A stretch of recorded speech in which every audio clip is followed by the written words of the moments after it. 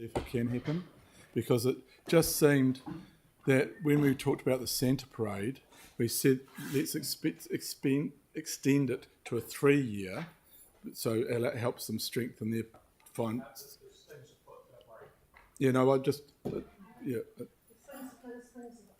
a float. Well, that's a dangerous. So yeah, it's just because if it's 3 years to a contestable fund, then it's not 3 years. Okay.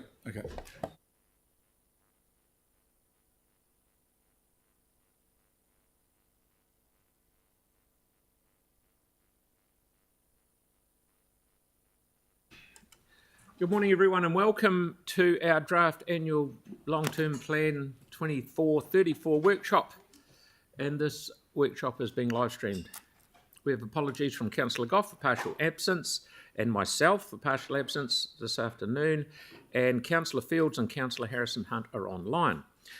The purpose of this series of workshops is for us to receive staff advice and additional information to enable us to provide guidance to staff ahead of the Audit New Zealand process and the final long-term plan adoption in June. I'll now hand over to staff. Thank you very much. Good to see you again.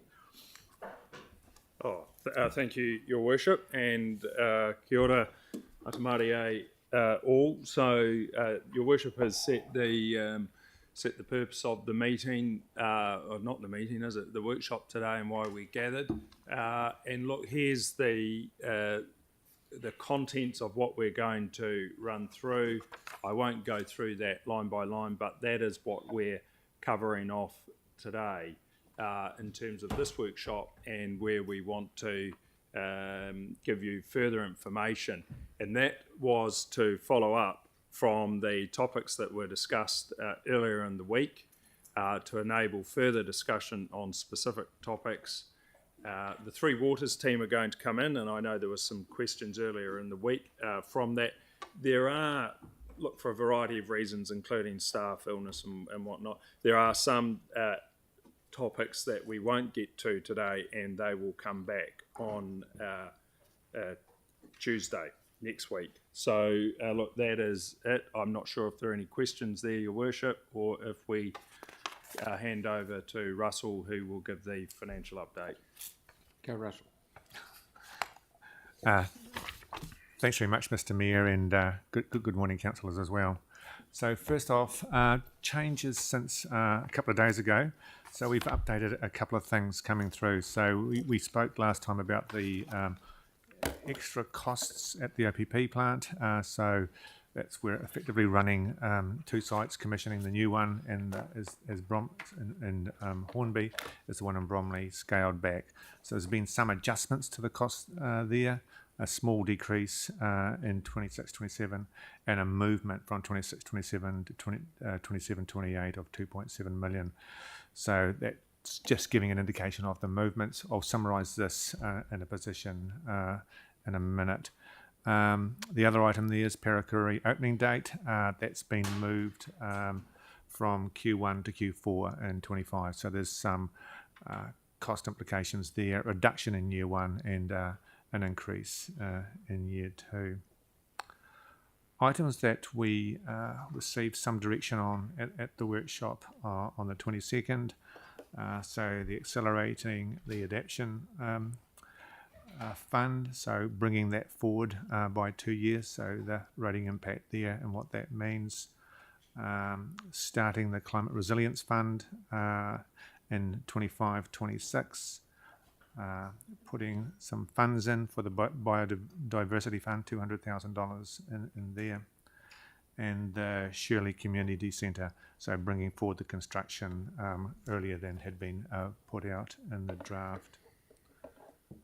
In summary, where do we get to? So where are we now? So effectively this is the new starting position based on that and where we are. So the first, I guess the bolded line there, that's where we started the workshops. That's where we started the position when we started the workshops earlier in the week. The changes since, so that's that first slide I said, the updates, where that's moved. The direction we received from Council on the 22nd leads us to that second bolded line. So effectively what that's saying for year 1, the base is 9.61%, Te Kaha 2.17, giving an increase of 11.78. Year 2, because of the movements, is now 8.9, and Year 3 4.8 and 4.7 in Year 4. That's pretty much the financial information to hand, Mr. Mayor. Happy to take any questions on any of those matters prior to moving on. Okay, I think it's fairly clear that it's work in progress, and thank you very much for what you've done in keeping us up to date. I don't want to fire too many questions at you because it's very clear, but Councillor Johansson has one. Oh yeah, thank you. Just to clarify on the organics changeover period, is that flagging a delay in the new facility coming on board?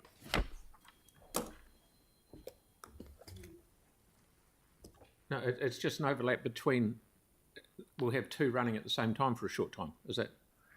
That's correct. There will be 2 running. I can't immediately answer your question, Councillor Johansson, as to whether that overlap has extended out or not, but we can get that for you.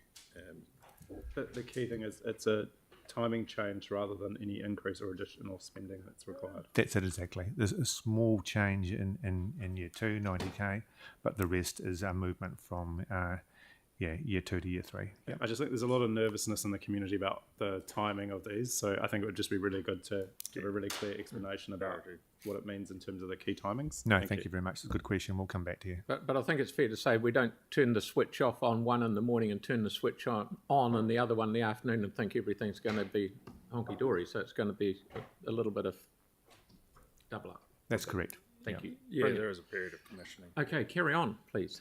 Okay, cool. So the next item is... Were there any other questions? Sorry, any other questions? Nope. No. Quickly. Keep going, otherwise you'll get one. So we'll invite Nigel to the chair. And So this is in relation to the Events Eco funding, and there were a few questions that come out of that, and Nigel will work us through those. So just up on the screen, I'm just going to go through and answer a couple of questions. So one talked about, one of the questions was around what makes up a major event. So the definition I've put up on the screen, but just a bit of a background to that. In 2017 is when there was a split and Christchurch NZ was established. In terms of as part of that, there was an event policy framework that was developed that talked about major events, which was for Christchurch NZ to deliver. And then there was community implementation plan, which was the Christchurch City Council team to deliver. As part of that event development framework, this was the definition for a major event that was in there. So obviously it talks about in terms of 3 things that are required for a major event. Over and above that, when you start talking about the economic benefit threshold, that's currently defined as 6,000 bed nights, and that's moving to 8,000 bed nights in 2026. Also, part of that is that every event that applies to the major event must have 75% of its revenue secured from other sources other than the major event fund. So that could be through ticketing, central government funding, other regional partners, and the private sector. It's also expected that the event is held within the Christchurch City Council boundaries, and every event must be open to the public to attend, must be inclusive, and must be accessible. Obviously, when the group goes through and assesses those, they're also taking a portfolio view, so making sure that we have events spread across the year and we don't have the same type of events delivered all the time. So in theory, that is the definition of a major event that's currently used, and what's not a major event is defined as a community event, unless it's a mega event. Cool. So to continue... We'll get to the end. You get to the end, and then we'll ask questions. Yep, getting there. I'm trying to go through. So that was the definition part. The second part was intended to clarify what was the City Identity Fund. So I've just put the definition straight up on the board there.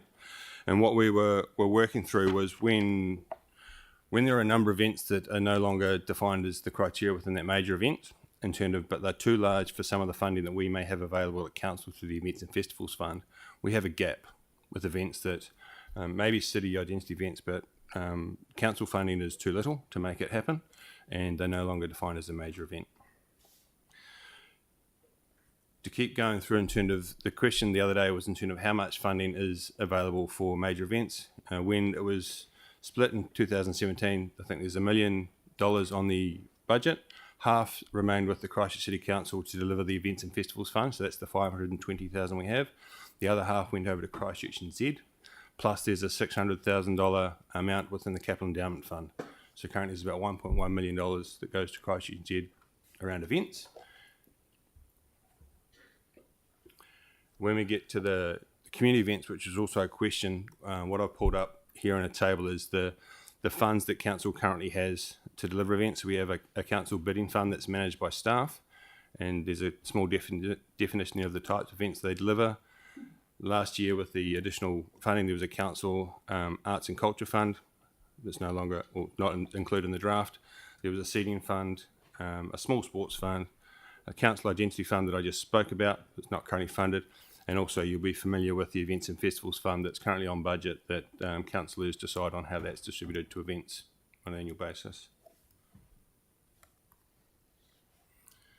The other question that was asked was what events does council deliver? So the council events team or community events team deliver Te Rama Mai, Kids Fest, Winter Fireworks, the Go Live Festival, New Year's Eve celebration, Summer Theatre, Kite Day, Outdoor Movies, Sparks, Summer Sundays and Anzac Day. And in total that's about $1 million of cost to deliver those events. Plus, in terms of, on that slide, there's about $670,000 of funding that goes out to community events to be delivered. Happy to provide examples of the types of events if that's required, or to stop there and take questions. Okie dokie. Victoria, then Sarah. Just dialing right back to the beginning, did you say the major events that are run by CNZ have to have 75% external funding? Yes, that's the criteria that's used. Okay, thanks. And then you've just run through the events that the council deliver. I haven't seen it on the slide or the presentation. You've just rattled it off. Is that information available somewhere for us for clarity, please? Yes, it's an Excel spreadsheet I can send through, which has the clarity of the types of events that come from each of those funds and the types of events that we deliver. I can send that through. Yeah, it should be in here. I can I circulate haven't it. seen it, but I'd like to see that, please. Thanks. Oh, okay. Okay, Sarah? Thanks for that. I think one of the key pieces of information that's not on the slide, it might be in the Excel spreadsheet I haven't had a chance to look at yet, is what the old budget was, so the comparison with what's on budget now and what we did have. So, for example, the Arts and Culture Fund is not currently on budget. What was that fund? If that makes sense, how much did it used to have? It previously was not a fund in terms of there was $50,000 that was assigned this year as part of the additional money, but I can put that into a summary to circulate as well, because that's pretty clear as well. It was one of the earlier presentations that we made, but I can circulate that. So like the identity fund, Yep. how much was on budget? Yes. And maybe what's the cut clarify been? when they were on, because Yeah, some, yeah. when, If there was when just they a were brief on thing and how much, and just a little bit of Yep. that sort of background. Thanks. Okay, Celeste? Thanks, Nigel. In terms of the City Identity Fund, if that was set up, because it's not currently funded, if that was to be set up as its own fund, because it does fill a middle ground between, the big events, the mid-sized ones. Celeste, which one are you talking? I didn't hear. Which one? It's City Identity. Anyway, what would you say that quantum would be? Like, do you have any numbers around? Because it might not be a case that we go for some of the big events, but we choose to support something like this. Yeah, so in the original presentation that was made by the event ecosystem, that fund was around $400,000 for that fund. But of course, in terms of, we'll work through with whatever that looks like. Thank you. Tim? Yeah, I'm just page 9 with the events ecosystem funding. What is the city identity fund, etc.? And if you look at the events that are on it, there's no, Cup and Show Week was a really big identity for the city. It was linked in with other, like Ashburton, etc. So there were other links within the region. And it seems it's kind of vanished. Where's that gone? Sorry, page 9 of the presentation we've got. So go back. One above that. Yeah, so there. So on the right-hand side, you've got some things that are including production support to ensure collaborative delivery. Examples may include da-da-da-da-da-da-da-da. So I'm just wondering. Yeah, then I haven't provided an exhaustive list of everything that has been in Okay. a major event fund before, but if you want that, I can provide that as well. But that Well, would, Yeah, because is there a strategy how there should be for a city if you've got a identity fund? What is our identity, and what these are the events that are going to reach this crescendo, if you like, or whatever you want. So yeah, I think we need to see that. yeah, What just the to, strategy behind it and what the thinking is, and the journey to the vision. yeah, point taken. There is no strategy that identifies particularly what's a city identity fund and how that would be linked together. And obviously that'll be collaboration delivered between yourselves and CNZ and. But yeah, And venues as Tahi has to work our way through that. Well, thank you. If it was. Thank you. Yanni? Yeah, I'm pretty sure we have an event strategy. I'm pretty sure we signed off on one. it's within the event strategy you have a city identity. This is this is So like the part of it, but implementation separate plan. of it. So I'm just asking. Do you mean like the implementation plan of the event strategy? Is that? Well, no. I think, I know Nigel, exactly you understand what Tim's asking Yeah. and can come back with Okay. it, doesn't Okay, yeah, thank that's you. right. So I just, Thanks. but so one thing I wasn't quite sure on, like you take the buskers for example, probably not really a major event anymore. So is there a process by which, because it's really the quantum of money that we're putting to each event, I think that's the important thing, rather than what category they fit in, which ones are funded and which ones will not be funded. It's got nothing to do with funding. It's got to do with vision and reaching what you need to achieve. Yeah. So, So that if it's funding is part of it, one of the levers for the mechanics of reaching your vision. right, and but it's it's whether, strategy. I guess what I'm just talking about in terms of this slide and this information is I'm trying to understand which events are going to be funded to what level and which ones are at risk of not being funded. You need a vision to understand before you start funding. Okay. And then the other thing was in terms of the funds, do you have, it's a bit like the question that someone asked the other day, like in terms of transport funding, but do you have a sense of which ones are oversubscribed, which ones are underspent, which ones, like say the small sports, for example, if we put more in there, could we attract more of those events? The Events Eco Fund is X number of dollars, isn't it? We'll say it's 1.5 million for ease of working out in my head. Is 500 grand to us, Nigel? Is 500 grand to VO, which is Carolyn, and it's 500 grand to Christchurch NZ, which is Lauren. Is that correct, Nigel? Is that how it works?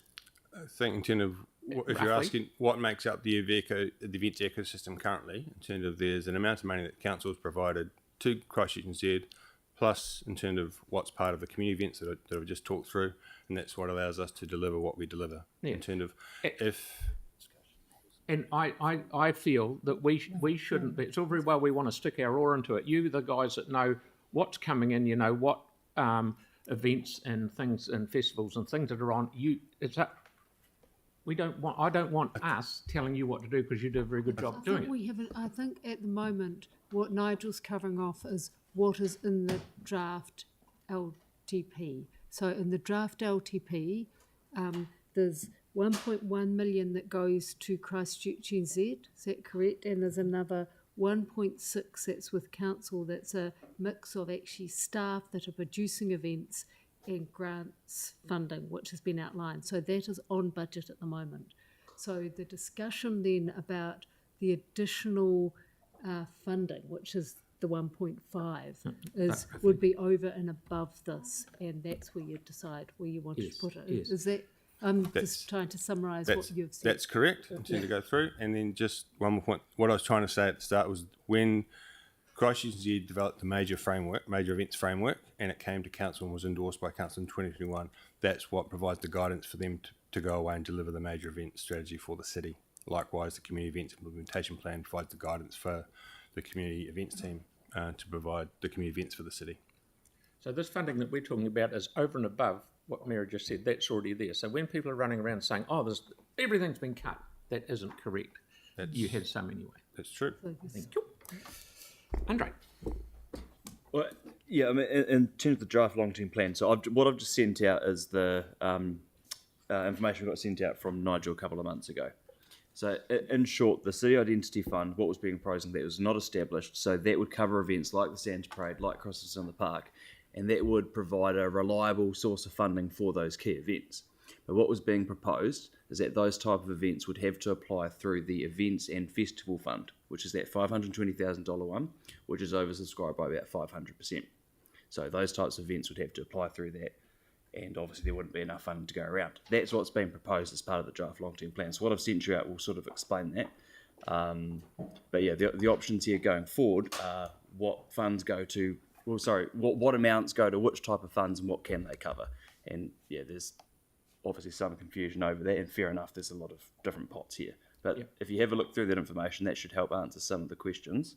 But in short, if you keep things like the Events Festival Fund as it is, which has been frozen for a number of years and it's oversubscribed by several 100%, and then those other big events have to apply through that, there will never be enough money to go around, in short. Yeah. And it would be a cut on what's been done previously. Yeah, it doesn't have to be a cut, though, and what you proposed is no longer a cut. Yeah. Any more, Celeste? This is a question for Andre. No. I guess as an option that we can put forward just to set up a city identity fund that would be to whatever quantum that would cover off those events like the Santa Parade to fund them appropriately. Would that be an option? I think in terms of just to be really clear, in terms of go through, there was a bid made by the event ecosystem. You've received staff advice in terms of considering the entire, in terms of submission to the LTP, and to go through which you've received it and read to go through. If councillors decide to do something different, then that would be your decision, but you received staff advice already.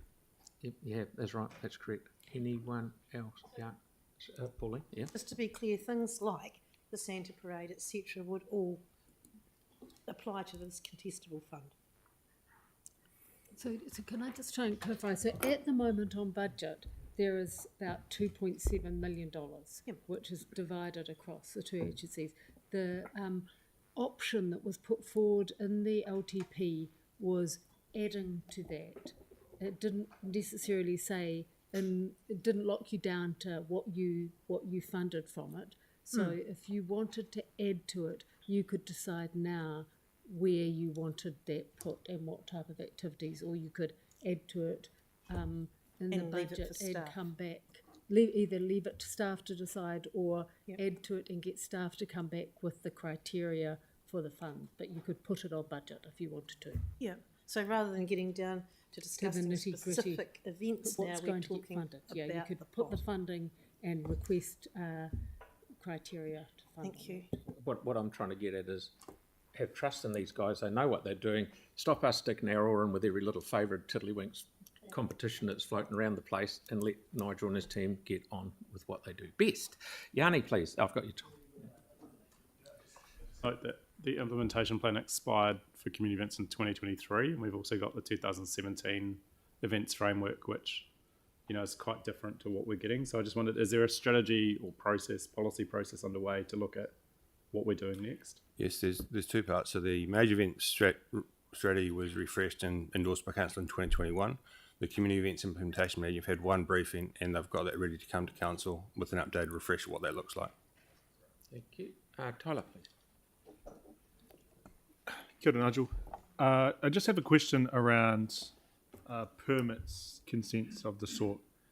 And I'm wondering, you don't have to bring it to me now, obviously, but what would be really beneficial is if we saw the income from, for example, using staff time for traffic management plans, permits and consents, because there may be some income from that, right? TMPs and things of the sort. There is some income from events, but some of that is covered by the other parts of council that are responsible for delivering that part. So if you talk traffic management plans, then some of the cost sits within the traffic team that when they go through and do that. So it doesn't always come through the community events team to deliver that. Can we be clear? It's cost recovery. It's not income that you can actually use that revenue to fund something else. That was my they question. are just recovering their costs. They're not making profit on that revenue. Yep. And in a normal, just to gain some context, in a normal application, would they take that into account in their budgeting in regards to asking for funds? Yes, so Waste management plans, traffic management plans, etc. every group, and you'll see this when we come with the events and festival fund, every group that applies in terms of they've got to make sure they provide a budget and work their way through that, and they include all the costs that are delivered and how they're going to pay for it. Council does not fund all the events in terms of that's why there's a requirement about making sure that it's going to be available to the public to deliver, and that council's costs in terms of are only part of what it costs to deliver that event. Okay. One of Nigel's problems is, give an example, is Anzac Day is all over the place. The traffic management for those of Ngākaroa, it's all over the place, is a lot of the cost, isn't it? It's hell. It is a lot of the cost, and one of the other things that the team does do, every time they get an event permit, we work with them to try and make it as seamless as possible. So if we can avoid traffic management plans or consent plans for marquees that are larger than they need to be, then we work through and provide all that advice and those examples to try and make events far simpler for people to deliver. Okay. And let them do what they want to do rather than blow it on a whole lot of other stuff. We've got two more questions. We've got Tim and then Celeste, and we'll move on. Thank you. Just as a heads up, over a decade, probably a decade and a half ago, a trust was set up to do traffic management to try and ease the burden on events. And in the end, if I'm correct, it kind of fell over in the end because there was so much demand for it. So in the end, they sold all the equipment and put the money back to council. It was just too much for one organisation. So.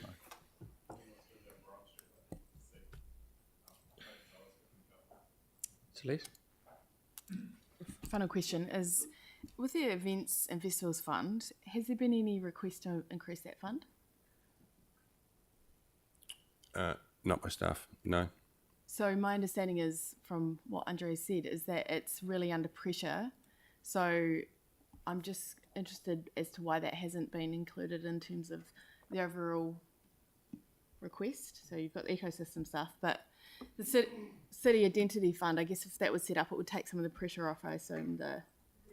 Can I be clear that in the submissions, I don't think the submitters were as precise as saying which fund they wanted. The submissions were saying they wanted funding for events, and they didn't necessarily always name the event, the fund it comes out of, because that's just our procedural aspect. That's what we do. I think the submissions that I read reference the fact that when people are struggling with cost of living, they're more likely to go to free events, which typically are the ones under the events festivals. Hence, I was wondering why we hadn't looked increasing the budget for that. Well, what we've done and what I try to articulate through that events ecosystem and those different pots up there is there's a range of different types of events that are delivered, whether it's through arts and culture, sport, etc., and that's what we've tried to cover with these different pots.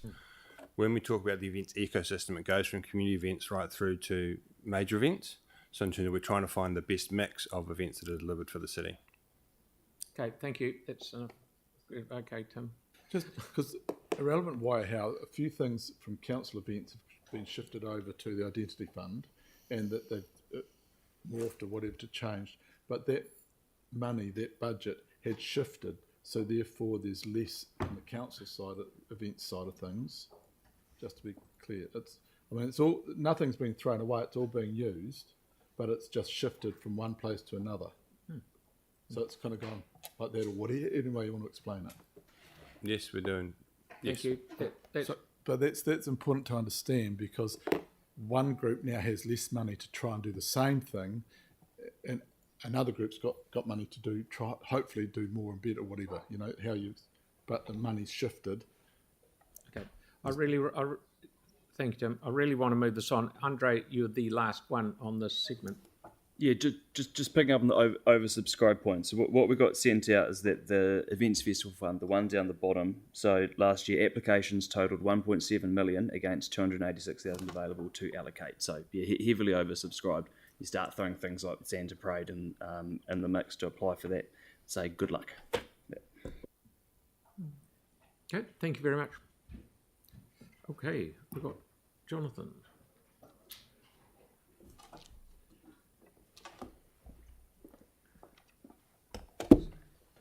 Right, I'll allow, so it's the Climate Resilience Fund, and you'll know John, so he's going to talk through with some updated information following the discussion we had at the last workshop on this. Okay, so next slide there, please. So I'll just recap. So in the consultation document, there were two options that were consulted on: no fund and a fund established in 25-26, which is year 2. The majority of submissions supported option 2, and therefore the staff advice is to establish the fund as per option 2 in the 25-26 year 2. I think the main point of clarification that was asked for at the last meeting was around the purpose, criteria and governance of the fund. So it's important we get that, that is well considered and we get that right. So the proposal is to work on that aspect in the lead up to the next annual plan. So that will allow us time to sort of get that right. Okay, I think you've answered very well what I asked you to go away and do, so there's no questions whatsoever. Thank you very much. Go on to the next one. Okay. So, No, it's been really good. I'm just there was a little bit of confusion in some of the submissions in the commentary. Like, we've been quite specific about it in the consultation document, being specific to adaptation related capital expenditure. But when we call it a resilience fund, people see resilience as being much more than just that adaptation space, based on the community plans and things. And I'm just wondering whether we call it, because otherwise people are going, oh, resilience, that means we can throw this project in or that project in, or a community garden, or those kind of, I've had those kind of comments. yes. And I'm just wondering whether actually changing the wording and actually calling it a climate adaptation fund might be clarify things, and just maybe that might come through when we do the terms of reference and those kind of things. But that's something maybe we should think about. I think in the consultation document it was deliberate to keep it broad. Yeah. But the further work about the purpose, criteria and governance will allow councillors to target that however they see as the best way forward. Yeah, I'm just noting because our Kia Turo Te Ao is our resilience strategy, and resilience covers all 10 things, including food and all of those kind of things. Yes. But the criteria that we were consulting on in the description were more prescriptive than that. Yes, more prescriptive than that. Yeah, yes. yeah. So I think that we need to, I think there is scope in that further work to get to that point. because it's for stuff that we need to do later, not our BAU resilience stuff now. Yeah, thanks. Thank you very much. Yes, Yanni. Yeah, I was just put through these questions kind of at the start of our going through a number of our different strategies, but we're signed up to the Greater Christchurch Resilience whatever, and we've got a whole bunch of things we're supposed to be doing in that. Will this fund help us achieve some of those things, or is that strategy just dead now? Some of the things in that strategy might overlap with some of the things that you might want to do with this fund. Right. I think it's too early to say. We just need to see how this next phase sort of pans out. So is there an implementation plan for that strategy, and is there a way that we get reporting at governance level? Are you talking about, which strategy are you talking about? The climate? Greater Christchurch Resilience plan.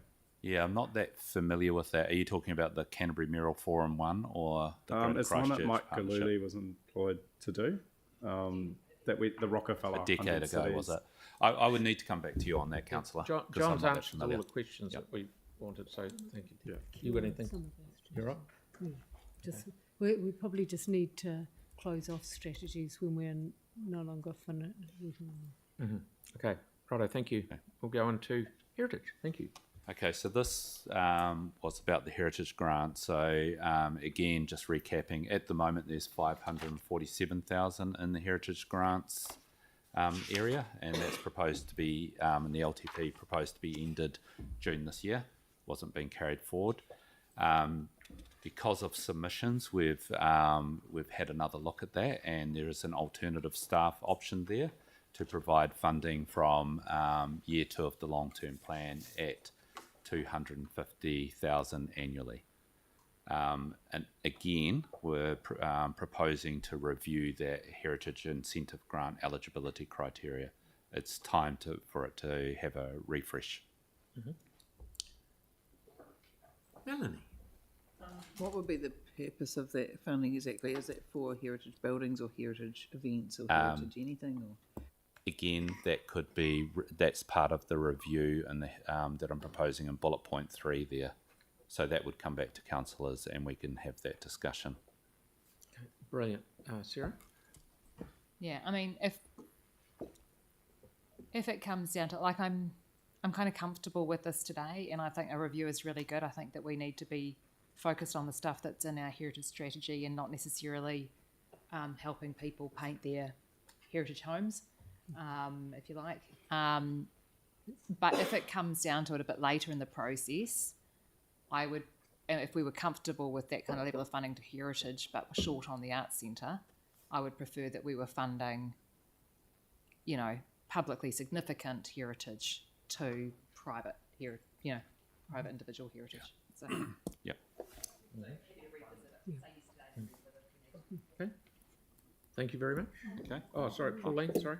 Sorry, bit left field, but the review, does the cost for that come out of existing budgets? Correct. It'll come out of existing OPEX. Any idea what it would be? It wouldn't be significant. It's just staff time essentially, and I don't think that would be an issue. So not the capital endowment fund. No. No, that's hammered to death. Victoria. The risk of stating the obvious, can I just get some clarity on this then? So the grant funding's ending in 23-24, and the proposal is for year 2 of the 10-year plan. So that means that for the year 24-25, there is no heritage funding available. There will be a gap. Yes. Thank you. Thank you very much. Good work. That's that hand, Your Worship, there's a hand up on the screen. On the screen. Oh, sorry. Our overseas friend. How are you? Talofa. Just on the back of Sarah's question, actually, is there information available on kind of how that funding's been divvied up between private and public heritage, if you like? A view on that. Yeah, as part of the review process, we can bring that information back to lead that conversation. Okay, thank you. Thank you, mate. Well done. Okay. Thank you, John. Okay, Rupert. Oh. Yes, right. Here we are, someone else now. We're talking parking charges in Hagley Park. Sure. So, I mean, to move it on to... Thank you. We were asked to go away and look at 2 scenarios of a different charging regime. They effectively both said the same thing, which is charge 2/3 of the proposed $4 plus GST. The information's in front of you, alongside the original information that was put to you the first time it came. So what I can confirm is we can modify the charge through the device to be a whole charge for a set period of time, and it can be set up per hour. It's very, very flexible. So whatever the decision is, it's essentially a revenue decision. And with the staff proposal still being what was consulted on. Okay, we've got 3. We've got Tyler, then Sarah, then Yanni. Kia ora, I've got a couple of questions. The first one is, can you talk to me around the OPEX and why it's so high? Maybe you need a bit of reminding. That's not OPEX, that's revenue. Okay, that's income. So just to be clear, the draft long-term plan suggested, and the base rates in the draft long-term plan included an additional 2 million of revenue. All the options that you're looking at are reduction in that revenue, therefore impact on rates. Okay, and what pot would that go into in terms of the revenue? Would that go into just a big pot to offset the rates? Yeah. Yep. Essentially, it's funding. It goes in the big bucket across the. And so, I'm struggling a little bit with this based on a lot of the submissions that we've had, and I'm just wondering if there are ways in being a bit more agile in where we actually charge it. I'm thinking around the botanical gardens in particular. And the question I have is there anything stopping us from setting up a 2-hour limit? Anyone goes over that 2-hour limit within that car park of the botanical gardens area, and then they get charged after that, in comparison to the on-street on Hagley Park? That's what all of these options have produced for you. Okay. Different iterations of the impact of revenue loss and what that does to rates. So yes, we can dial it up any particular way you like. Okay. And we've explored something like 6 options now. Yep. Including the ones that are up there today. I'll try and track down those options. Yeah. Thanks. Yeah. Thank you. Sarah, please. Yeah, actually, I'd like to propose, since we're kind of discussing what we might put in the MESREX, actually, that we do the weekends free. Stick with the charging during weekdays at $4 for 3 hours, and you can just choose. Yeah. Option 1. Yeah. I'm just going to say, because we're discussing here what we might put in the MESREX, and that would be my proposal that goes in the MESREX. I think that that's a nice compromise. Yeah. So. Yanni? Thank you. One thing that struck me from the other day is that we're not quite clear where this is applying. Is there a map of where this is going to apply? It applies to all car parks in Hagley Park except the Multicultural Recreation Centre. Right. So I can rattle them off for you. Yeah, I mean, Botanic I just think Gardens, visually- Riccarton Ave. There's 2 off Riccarton Ave. Yeah. And the Botanic Gardens car park. So that's the only place that these charges apply. So if this is for revenue raising, then why are we not considering this is $20 million in our LTP, which is half of all the cost savings and additional revenue that we've identified out of the 40 million. So it's a major part of what we've done to try and... Your The worship, purpose is would also it the be public helpful service. if we... Wait. But fine, if it's not revenue raising, if it's for other reasons... Yanni, So people can get a park park might just be helpful if Andrew recap what the rationale was for this. No, I mean, I'm clear what it is in my head, but regardless, there's a number of places around Botanic Gardens and Hagley Park, like Riccarton Ave, for example, which are not metered, are not charged, particularly around the hospital. So I'm just trying to understand, the children's playground is another one where people do park all day and it's free. This is Hagley Park we're talking about, buddy? Yeah, so what consideration was given? Because we had a number of submitters that said, we think you should be charging and you should charge in other areas, right? That was quite a common thing that came through submissions. So were there any other areas that we considered when we looked at what possible impact this might have on those other sites in terms of putting more people going there where we're not charging?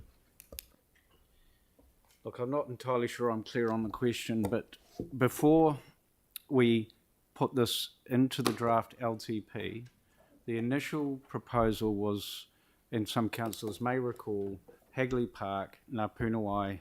I think they were the 2 key areas. There was concerns about Ngāpunawai because there are no real options outside of parking inside the park, and the impact on residents would have been more than significant. So what was baked into the plan was car parking for Hagley Park, and as has been said before, the rationale for that is the car parks are there for recreation by virtue of the Act. People are parking in Hagley Park for non-recreational purposes. Correct. That is why this was put in the plan. And that's why I put in the MESREC, and it's in the MESREC already, about weekends free. Yeah, so we're covering it all off. Sorry, Victoria, before you pull in. Thank you. Just supplementary to Councillor Harrison-Hunt's question, is there any increase in OPEX costs associated with the enforcement of the new parking charges, or will it just be folded into... It's negligible because there are limits that are loosely followed, but our existing parking staff do wander through Hagley Park. They're mostly looking at compliance around warranted fitness and registration and so forth. But the workforce exists. Is it anticipated that there'll be further enforcement as this beds in? And have we got the capacity? Well, I guess and the it resource to naturally flows that if people are parking beyond, exceeds the time that they've paid for, yes, there'll be enforcement and, higher there'll be- revenues as a consequence of fines. So there'll be no additional OPEX costs as a result of these changes? It's not anticipated. Thank you. Generally speaking, most people play the game. Correct. Correct. Okay. Pauline. Thank you. And that if there was, it comes out of the revenue anyway. Yeah. But look, this is probably a really dumb question, but so forgive me. But alternative staff option 2, if somebody, so that gives you 2 hours parking for $4. If somebody wanted to park for 3 hours, what would that cost them? Do you have to buy? So, sorry, alternative option 2 was to change the number of cycles Yeah. from 3 cycles per day to 4. Yeah. And that means a 2-hour parking window Yeah. versus a 3-hour But parking window. if you wanted to, so you pay, if you wanted to stay there for 3 hours, what would it cost you? Would you have to buy 2 cycles and pay $8? You would. It would essentially cost you twice the amount. So is there any way that you could, Yeah, we've got to be careful we don't get to the point of splitting hairs for the. Yeah. because I like that option, except that I don't think 2 hours is long enough for some people who might want 3 hours if you're taking the kids to the paddling pool, for example. But if you Yeah. could make it, the 3 hours was $6, so you could buy your first cycle and then half of another one. Can Yeah. the machine do that? Yeah. Yes, the machine can do that. What we've tried to show you That's good. is... That's enough. That's good. Yeah. Yeah, there's the answer. The machine can dial it up however you want to. Thank you. Timothy. Yes. So at the moment, if you want to take your kids to the paddling pool, etc., generally you won't get a park during the week because all the workers are there. But if you look at Google Maps and you look at Harper Ave and Deans Ave, I've never not had a park in those 2 sites. And if you are physically capable and you want to go to work, then the extra few hundred metres is not going to allow that Botanic Gardens and both, or the 3 Hagley parks, to allow families, etc., to enjoy the park for recreation, for what those parks are actually originally designed for. I've got no problem with this at all, and I think that if people are so bloody lazy that they can't walk a couple of hundred metres, Be kind, you know, Tim. Be I kind. just think we're debating Okay, something. we got one last question from ridiculous. Tyrone. Is it me? Yep. Oh, yeah. Remind me what hours that would be enforceable between if it was done on weekdays. Is that between 9 and 5? Oh, now you got me. I think it's 8 o'clock. 9 hours from 8 o'clock. Yeah. And we're very mindful that a lot of people coming to recreate come from about 5 o'clock onwards, and we didn't want people to have to pay. So it's more about, people coming to work. So, yeah. So in theory, you could make it enforceable between like 8 and 3, and gives a weekday window. No, it's 9 hours is what is proposed. Yeah. Oh, yeah. 8 to 4. And just another thing, just on the back of that. So if we did go for the option of making it weekends free, we can bump up the cost of like during the week. Sorry, I'm finding it hard to hear you. Are you windsurfing? Tyrone, at the you moment? might. I know you're somewhere where it's 4,000 degrees. You might just have to move out of the wind a bit, mate. Oh, sorry, I'll do that. But just quickly again, the question now. I think, Your Worship, it was if the weekends are free, could you recover that loss? Oh yeah, a little bit more cost, a little bit more charge. Yeah, exactly. A little more charge during the week. Okay, thank you, mate. Right, that's good. Thanks, So if Andrew. you're wanting guidance, I'm kind of liking option 2, providing the machine can give people 3 hours for $6 rather than having to buy if you want to be there. That would change the income forecast, though, wouldn't it? Yeah, I know. Yeah. But it's a significant difference in the rate impact for the same level of service. I guess, look, because we can do this so many different ways, We can play with it. Yeah. elected members might want to think about less about how we do it and more about the cost. Do we do it? And then we can tailor the response to the cost. Fantastic answer. Tyler had his hand up, and he is the last one. I'm struggling with this a little bit. I'm just sort of not sure why we're not just chucking a P120 on at the Botanical Gardens, because the point of this was to stop long-term parkers from it, and it scares them off. It's a mitigant, and they'll get charged if they go over the 2 hours. For me, I feel like it's hitting the ones that are at the lowest level. I mean, that Botanical Garden playground gets used so much. So then it's about enforcement. Why don't we up the enforcement on it? That's just my thoughts, but Okay. No, Bigger impact financially on people. Andrew, it looks like somewhere between, but as you say, we decide to do it, then you can massage and play with it, knowing how much you're either going to make, upset people or not earn when you get the nod to do it. Yep, okay. Righto, that's good. We have now rating for renewals. We do. A few rating ones. You've been itching to get back to the table, haven't you, Russell? I have been, Mr. Mayor, yes. Interesting discussions, you know, and so staff work pretty hard to find, I guess, extra revenue streams or costs that we could cut out to get the rates down as low as possible. And this is one of those items for the rating for renewals. And so what we've proposed is that a 1.8% drop in year one and a 1.2% drop in year two by extending the time frame that the strategy had in moving to fully fund rating for renewals. The question that came up the other day in the workshop was, what would be the impact if that was halved? So rather than 1.8, if it was 0.9. So that's what this slide is saying there. Yeah. Effectively, overall, there would be reduced borrowing by about $33 million, which would save about $15.4 million in interest costs. But it will put up the rate, like I say, 0.9 in year one and 0.6 in two, and about 0.3 in the following years. So just happy to take any questions on this matter. Yep, Sarah? I'd like to propose that we do what's in this slide today. And the last sentence for me is the key one. It's financially more prudent. It improves the balanced budget benchmark and other ratios. It saves our ratepayers $15 million over the LTP, and I think that's really important. Thanks. So can I think the better wording is propose that this option be included in the Mayor's recommendation. Yeah. We're not voting on anything today. Yep. Along with the other one.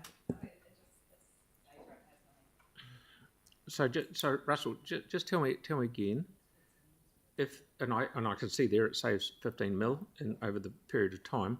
So how much goes up by 0.9 of a percent? 0.9. You're going halfway. Yeah. Okay. Victoria. Sorry, as a new councillor doing this you're long-term plan, I'm just trying to understand Mayor's Recs. We've got Councillor Templeton over there moving a recommendation, but I thought the Mayor's Recs were the Mayor's Recs. No, she hasn't moved anything. No, proposing put it.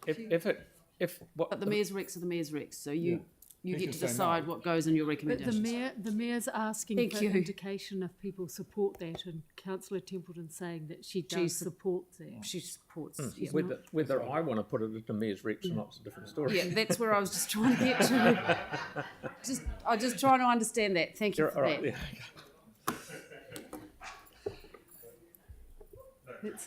Anything else? So that's nearly 1% in year one. Pardon me.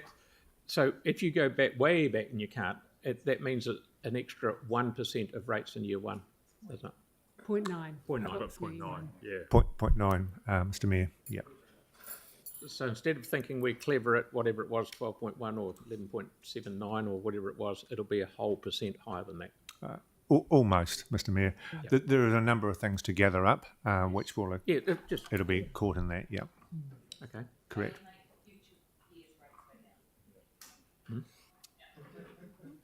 We've got to get over the blimp we've got. Anyway, we're working on it. Any more questions? Nope. Thank you, Russell. Okay, thanks very much, Mr. Mayor. Look, we're just about to move into some discussions and matters rating. So I'm going to invite Steve Ballard to the chair.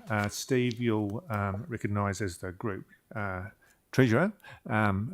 With the departure of Andrew Jeffries as the revenue manager, Steve stepped into the, thankfully, the rates policy space. So I'll just pass over to Steve. All yours, Steve. Fantastic. Thanks, Russell. Right, there's been a bit of a learning exercise for me as well, so it'll be nice to me. Which one are we doing first? Is it active travel or heritage? The city vacant differential rating is the first one, but be able to move the screen on. Oh, okay. I'll sub-delegate if I can. John Meeker's been running the city vacant differential. He knows a lot more about it than I do from an operational sense, but I'm here to help. Okay. You left us with, next slide. You got it. Oh, I do I? There we go. You left us with 3 questions from earlier in the week. The first one was whether extending the areas within centres we've already identified, so adding additional areas on the edge of, say, New Brighton or Sydenham might be an appropriate thing to do.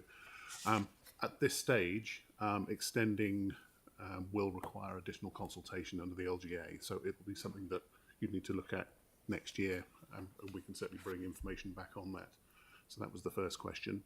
The second one is really following on from that. Yes, we will need to pick up some of the LGA, so that's why we can't do it. The third one was raised by Councillor Fields. How do we avoid punishing owners who have vacant sites for particular reasons? Because this is part of the wider vacant sites programme where we engage with owners, we're very clear about why sites are included in this. So we have an understanding and we can be pragmatic where that's reasonable for particular circumstances. So there's your answer for that one. Just a question from me. When we brought it into the central city, the vast majority of people went, we'll tidy up our mess, and we can see the difference around town now, how things are a hell of a lot tidier. And you worked with every person that came and said, guys, play the game, let's sort it out. And I think that's what will happen now, because there's no incentive out in the suburbs at all. Mm-hmm. But once they know that they've got maybe a monetary penalty is not the word, they'll come and talk to you in your system in any way you can to get it tidied up. Yeah, get their development going, or if they're not ready to do that, get their site help. We don't want to go around and bash everyone up. We'd rather have it tidy. So Tyler. Tyler. Yep. And then Yanni. Kia ora. I just wanted clarification on improving the amenity of the vacant land, for example. And are there currently quite flexible measures, or are they a bit more stringent on the way that it should look? And public accessibility, is that involved in the decision-making process too? We've published a set of vacant site improvement guidelines, and they are guidelines. They're not hard and fast rules. They effectively require the surface to be improved, and where there's a risk of parking encroaching on site, put some boundary treatment around to keep people off. But it's not hard and fast. I mean, in some of the suburban centres, it's a case of actually just mowing some overgrown grass. Often that is enough to leave a site looking tidy. But in others, there will need to be more work, and you'll see some of the sites in the central city here where, a lot of good and reasonable investment has been made in them. So sure, it vary from case to case. The next question then will be based on the amenity in itself. Is the fences around them, obviously to protect the property itself? I'm thinking about places like Antonio Hall or the sales yards in my ward, but that's not included in this. But the provisions around fencing and the positive amenity from looking outside, is there anything in regards to those in terms of the guidelines that are set? Are you talking about the type of fencing used around the perimeter of sites? Yeah. I mean, if those sites were in the scope, I mean, there are issues about public safety in the first instance. If we were trying to keep people out, like the two you picked, or certainly the latter of the two you picked out, that might need to be more, I suppose, high wire fencing. So there could be bespoke solutions for different areas around the city. Yes, absolutely. I mean, the 9 Cathedral Square example, there uses rocks around the edge of the site to keep vehicles off. There's another site taking shape on the corner of Manchester and Worcester where there are wooden bollards being put in. So, they're meant to look good and support public activity, particularly in really busy, high footfall areas. I see. Thank you so much. Thank you, Kelly. And then Jake. Thank you. Just a question around, would it be possible to apply similar to residential properties that are unoccupied in terms of improving the look? So I think we've provided advice previously that applying this to buildings is something that really isn't going to work. We've got to look at a different tool, and that's something we've committed to bringing options back for you next year. So at the moment, it's very much based around concentrations of vacant land within zoned commercial centres, and there are reasons why it's quite definite in that respect. Again, like I say, we can update you on why that is when we start to look at the options that you and others have asked us to consider. Yeah, it'd be really good to know whether we can do something. Yeah. Jake, please.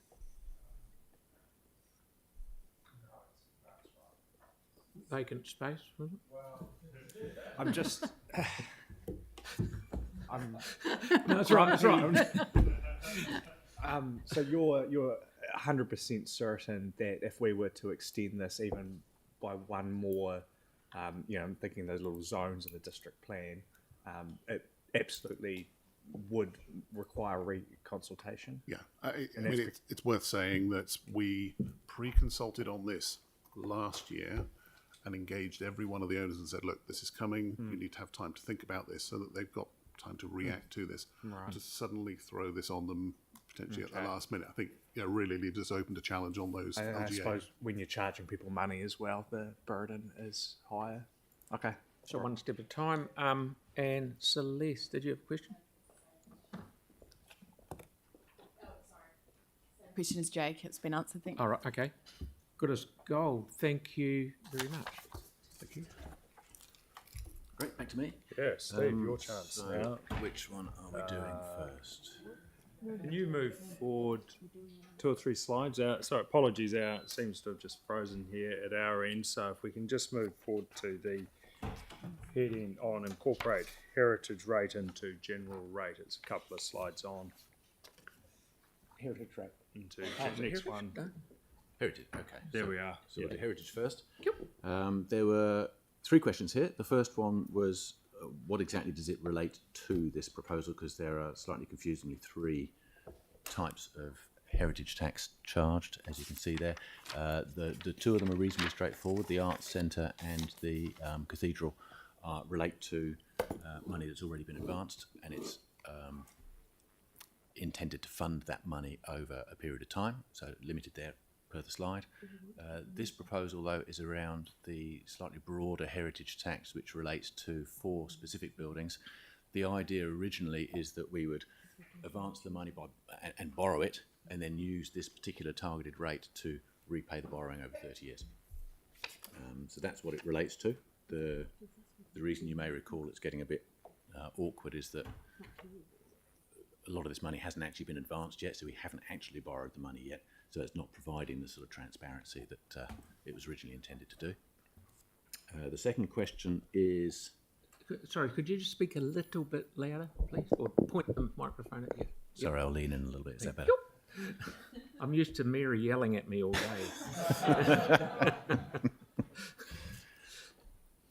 Shall I repeat that, or are you okay with what I've... Yeah, far away. Carry on. So the second question, what do the rates get applied for? And I think I've just covered that. We at the moment, they're just part of our general funds because we haven't actually spent this money yet, so we haven't borrowed the money to do the spending. So the original purpose is a little redundant. The third question, if they were incorporated into the general rate, does that, I guess, put the projects at more risk? Would it be easier to say, no, we're no longer going to do this? And I think the answer to that is yes. The purpose of a targeted rate is to collect an amount of money that effectively commits you to spending that money on that project. Having said that, they haven't yet been started, so they're either in the budget or they're not. The presence of a targeted rate provides discipline, but it also provides a degree of risk that if you decide not to do it, it becomes difficult then whether we need to refund some of the targeted rates that have been collected in the past. Right, questions, Kelly? Currently, is the heritage rate a line item that people see in their rates? Yes, it is. It is, yeah. Yep. So I'd support keeping that. Yeah. People like to know what they're paying for. They do. That's exactly what I think too. So, so that Oh, is that the next slide? Yeah, okay. That's working. Okay. No, Jake, they're paying the heritage rate for heritage things. No, sorry, Kelly, did you? I was talking. Yeah, good. Sarah, please. Yeah, so just to clarify, so what I took from what you said is that the concern the other day was valid, and that because we consulted on specifically what that rate would be for, yeah, if we now changed it without changed what it could be used for without consulting, if you like, that might be risky. Or no, just that. No, because it hasn't collected that much money yet. The purpose of the targeted rate is to provide you with discipline to say, well, we will collect this in order to do this project. If you got rid of this rate, it would be easier then to change your budget and no longer do the projects. Okay, but if we got rid of the rate, and that so normally we would specifically ask a question on changing a rate and the rate's purpose, and we didn't do that. It was just kind of one of the things that was sort of in the mix of stuff. So when we first put this heritage rate on, we specifically consulted saying, should we charge a heritage rate to be used for these projects? So wouldn't we have to specifically engage with people to change the purpose of that rate? Not really, because the projects haven't happened yet. So the borrowing hasn't yet been incurred. So the purpose of the rate to repay the borrowing is just a little redundant.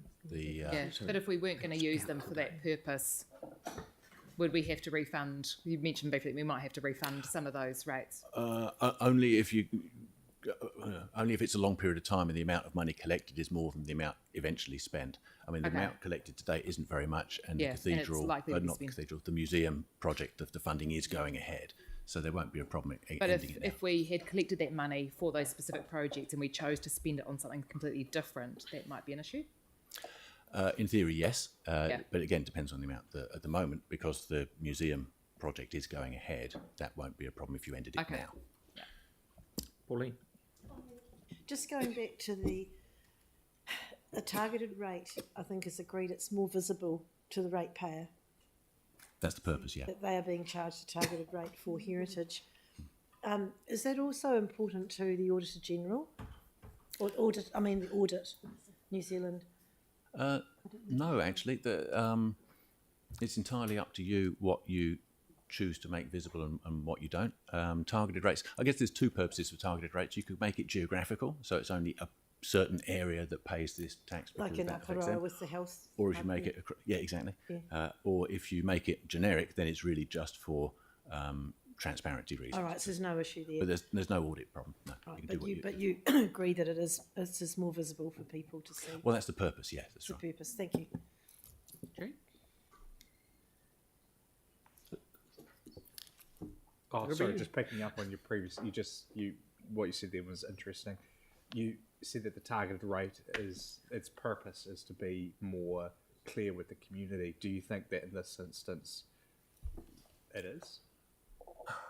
I don't think many people would understand the nature of this one because, like I say, it was originally intended we would incur borrowing for this, and then the targeted rate would be to repay the borrowing over time. But given that it's several buildings, it's not quite like the cathedral one. I don't think most people would understand which buildings are. So we've put a mechanism on ourselves that is less clear to the ratepayer, but also gives us less flexibility in terms of how we spend their dollars. Is that fair to say? That's probably fair, yeah. Thank you. Kelly? And then Mark. Kelly, then Mark.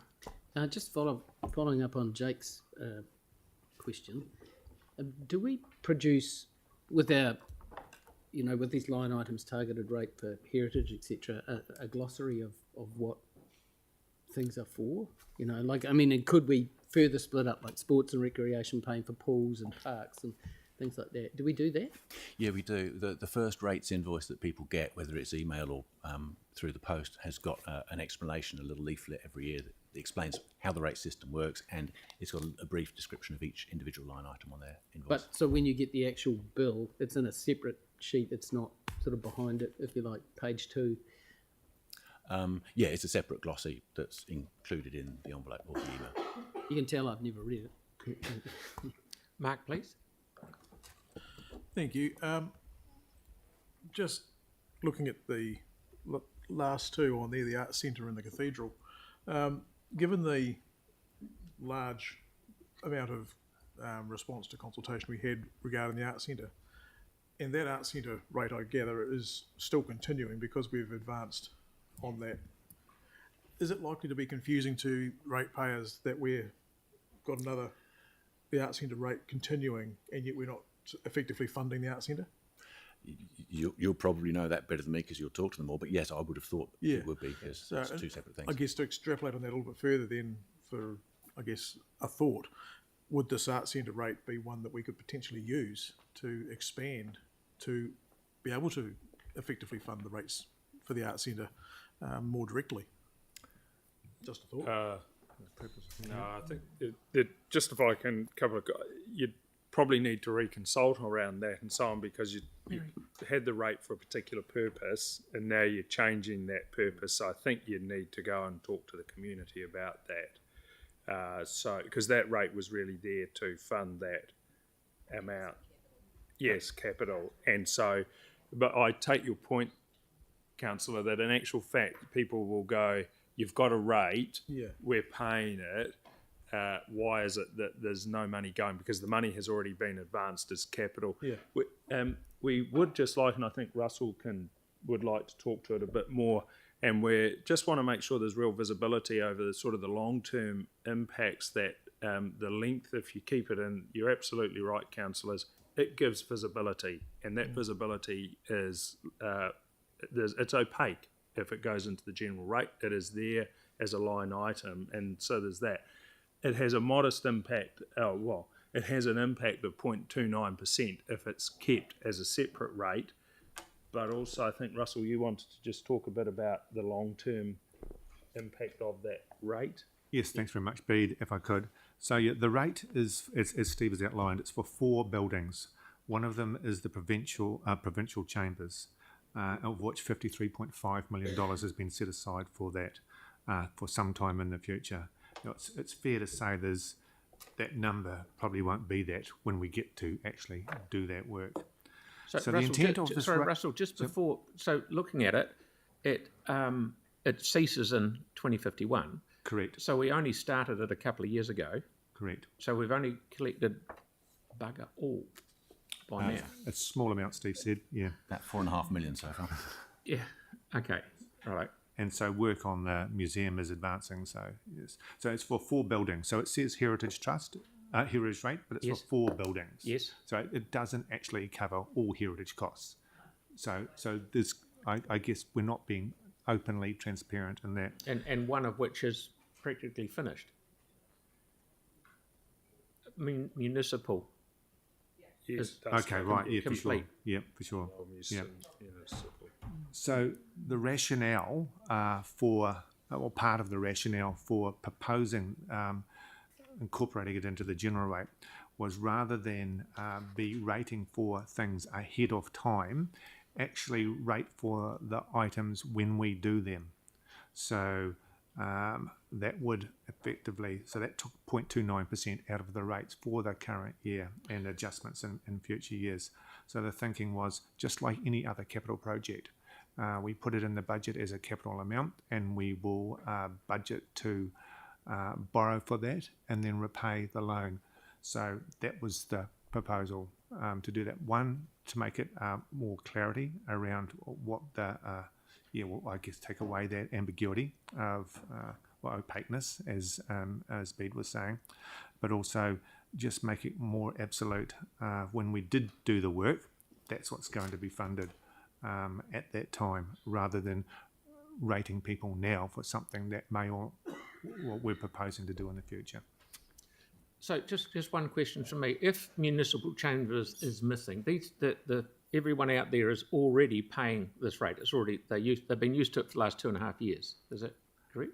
That's correct. It's based on the capital value. So whenever the rate started, that's been paid for. Yep. Cool. So if municipal chambers is missing, we could slide in the word Dux Deluxe in there, could we? As Bede sort of outlined before, Mr. Mayor, when you set up a rate, you set up a purpose for the rate. Okay. If you're going to change the purpose, then you need to consult on what fair that enough. purpose Fair is. enough. Yeah. Okay. Yeah. So we got Yanni, then Tyler, then Sarah, then Pauline. Sorry, Steve. I did think when we set up the heritage rate, it was kind of open to other heritage. Have we looked at specifically what we consulted on and what it could be used for? So all we've consulted on is merging the heritage rate into the general rate. We haven't looked at changing the purpose or anything. All we've looked on is...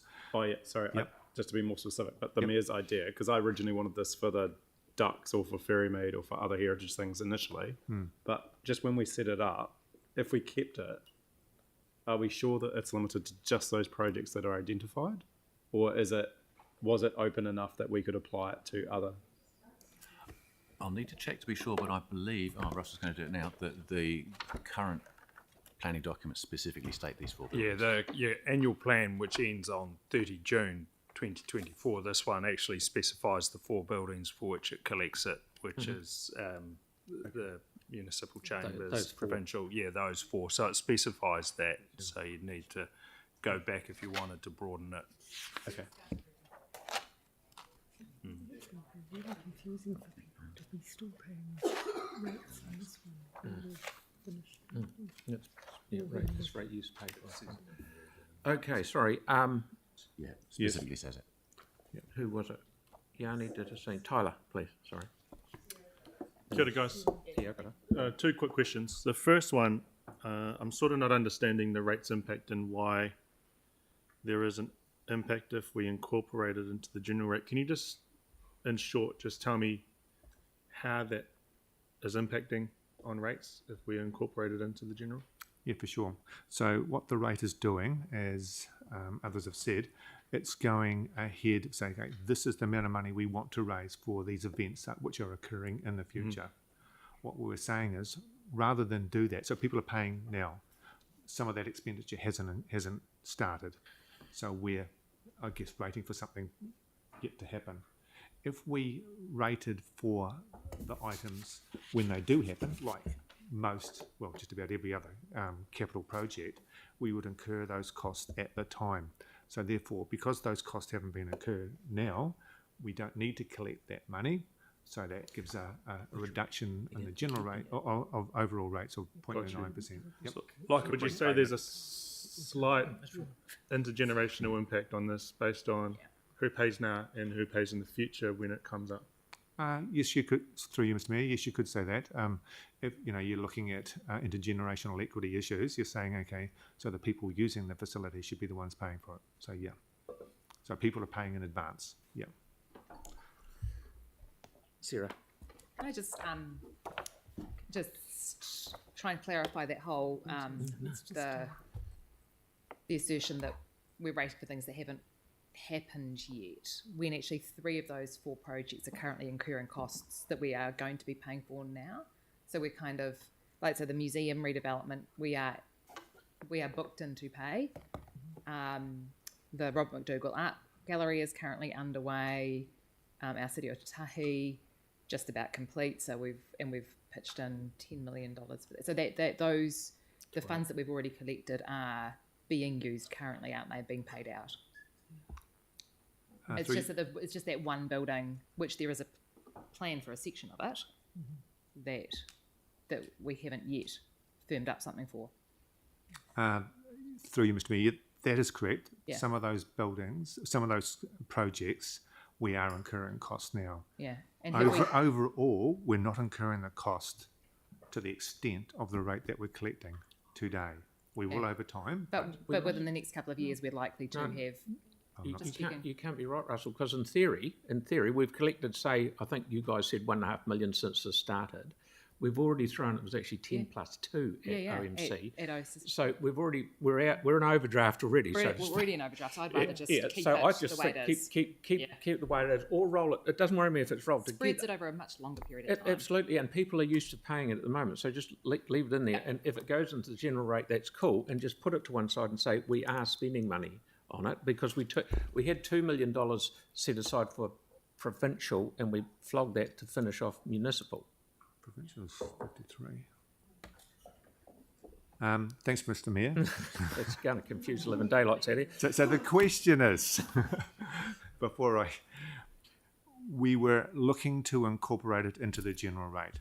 If the feeling of council is that, okay, that's going to take away the an element of transparency, then that's fine. We'll keep it like it is, understanding that those costs that we've already incurred will still be being paid for. We will still be rating for it. We're not removing it. We were just looking to accommodate it within the general rate. But if you want to keep it as a separate rate, that's fine as well. I think people are saying that. I would rather accommodate it. You would? Yeah, I would. Thank you. So I'd rather keep it targeted and visible. Okay. Well. So the point is that if you put it into the general, it's going to add 0.2. No, but we're collecting it. Instead of having 4 lines on your rate bill, you'll have 1 line on your rate bill, but the total will still be the same. Correct. And we trust everyone that it's going to stay. We're not going to flog it off and send it somewhere else or whatever. It'll But it's going to have a 0.29%. Your worship, so if you keep the heritage rate, it's 0.29% increase overall, and the reason for that is that we're collecting as a prepayment, if you like, against future expenses, and that's why it adds to it. If it goes into the general rate, then as the expenditure is incurred or the borrowings for the expenditure, then you go and you rate on that basis. So so it might be 3 years that you end up spending the money. That is when you rate for it. So there is a minor effect of this here if you go and if you keep it separate. That sounds like it would mean that we don't actually have a targeted rate. We're just borrowing and paying it back, as opposed to rating. And that's how council does most projects. As a project arises, you borrow the money and then you collect it. Now, this one here, if it's for those 4 projects, then if it's through the general rate, when the money is borrowed, that's when you then go and repay it. So that has... You still collect it and you just repay it. No. Yeah, but they got the impact. We're not spending the money. The issue is, like, we're collecting money that we're not spending. Normally, when we'd had a project under the general stuff, we only rate for what we're spending. We've already spent the money. We're well in overdraft already. Can we have, For the heritage one? Yeah, just we'll have 5 minutes and just clarify our thinking. Thank you. We are collecting.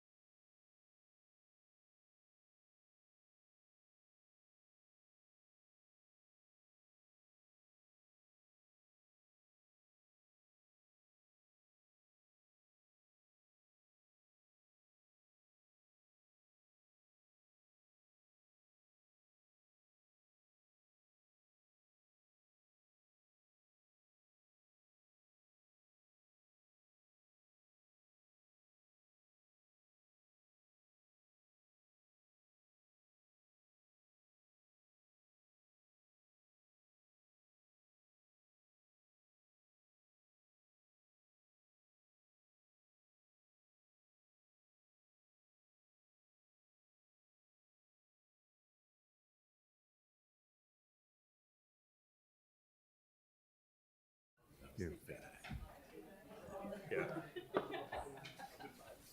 What's it? I can speak. I'll say it. I'll see if Nick's come. Okay. But yes, Your Worship, it's a Good Friday question, but probably a better Tuesday answer is what we would say. It's a very complex, it is quite a complex issue actually about how rate funding models work and where they go. So our apologies for that. We'll come back with clean cut advice that steps it through next week to show you exactly the effect of it and answer the question. But it is quite complex in terms of our rating model when we work it through and how it's funded. Okay, So thank you very much. That's brilliant. So I'll just on that would be appreciated. There is another question, but this one I'm assured, the next one I am assured is easier because it is a UAGC and is just a straight charge. So I really hope he hasn't oversold that. I'm tapping wood now. I'm hoping this. Yeah, this one you may remember that we have two fixed charges amongst our rates. The UAGC Uniform Annual General Charge is just a fixed charge on everyone's property. The active travel was introduced a few years ago, specifically for transparency again. It's still levied on everyone's property just like the UAGC, and it was specifically to try and provide some clarity over, we guarantee we're going to spend at least this much money every year on active travel, which was pedestrian networks and cycleways. The proposal is that the amount, the transparency is not really working. The amount being collected is quite a lot less than we're actually spending on pedestrian networks and cycleways. We're not actually splitting it in our budget as a separate active travel line item now. It's just part of overall transport, and it's a lot cleaner and easier for ratepayers to understand if we just amalgamate the two. That was the proposal. The two questions, I hope I've addressed actually one of them, what's it used for, and as I suggested, and the second one, if it's incorporated into the general rate, would that be easier to effectively stop spending on active travel? And again, the answer is, in theory, yes. You control the budget, you can do what you like. By having a targeted rate of about 3 million a year, you are committing to spending at least 3 million a year on that particular activity. The current spending is, I understand, significantly greater than that. So we're not achieving full transparency in the sense that we're not telling people what we're actually spending on the activity. okay, thank you. Jake first, then Sarah, then Yanni. For that, we had a submitter during the hearings who pointed out the percentage increase in the UAGC they were quite alarmed at, but obviously that's explained by the folding in of two flat rates. But one thing that did make me think is, did we adjust the active travel flat rate? What I'm saying is we always up the UAGC, but if we're holding the active travel still and then we're folding that into something that goes up, it's more up, if that makes sense. Yeah, it makes perfect sense. Yeah, and the answer is no. We kept it flat, $20. So every year the UAGC is 150 something at the moment, 153 I think, including GST. Every year we put that up by the same percent as the general rate to keep the relativities, and also every year we've kept the active travel at 20. Right. The current figure, and we'll obviously revise it as the budget gets finalised, the proposal is to put the UAGC up by the same percent as the general rate and then add $20 to it. So there'll be no double increase, if you like. It'll be exactly the same. Except for the next year when we want to put the new UAGC up by the same percentage as the general rate, and it's $20 larger than it was. That's right. And so I think that it's not something I'm going to die in a ditch over this year, but it probably will be something I want to adjust next year. It's something to think about every year, actually. The proportion of fixed charges versus value-based charges is a very interesting thing to think about. We'll have that debate forever, I'm sure. Cool. Thank you. Okay. Sarah? While we have over the last few years spent more than $3 million of rates on active travel, so cycleways, pedestrian, and I think head walkway was specified, wasn't it? I think as part of the original. What's written at the moment is pedestrian networks.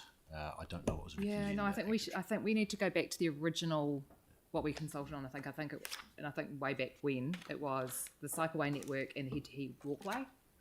And it may have morphed over time, but I don't think we've actually consulted on changing the purpose of it.